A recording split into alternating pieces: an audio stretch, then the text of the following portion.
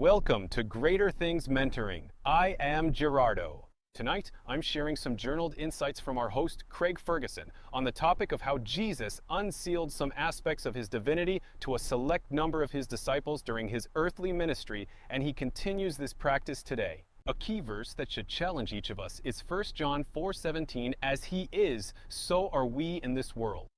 Notice that John did not say, "as he was," or "as he walked the earth with us, so are we." He says, "as he is," present tense, "so are we in this world." So John walked with Jesus, seeing him in his initial anthropomorphic presentation early in the gospel text.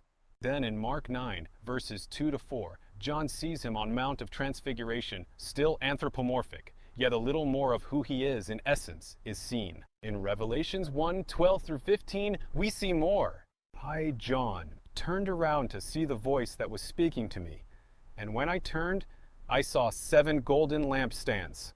Onde? Iso tu por eun, vo, dati te por toda la pata completa. 14. The hair on his head was white like wool, as white as snow, and his eyes were like blazing fire. 15.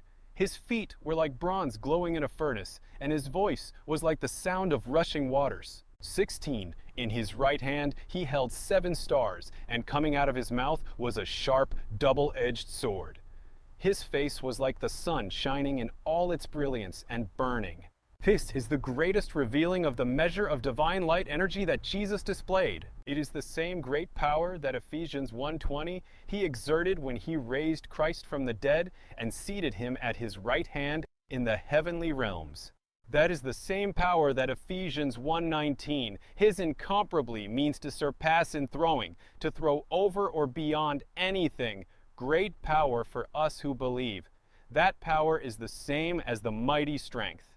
O creéis, y ha tenido un encuentro con Dios en el montaña infierno. I was led into an ascension encounter with the Lord, where I was traveling in the spirit around what appeared to be a mountain range. It was evening time, and I could see the outlines of the mountains. I began to see an amber-colored glow around a curve up ahead. When I turned the curve, I saw the brightness of God's face filling the entire side of the mountain.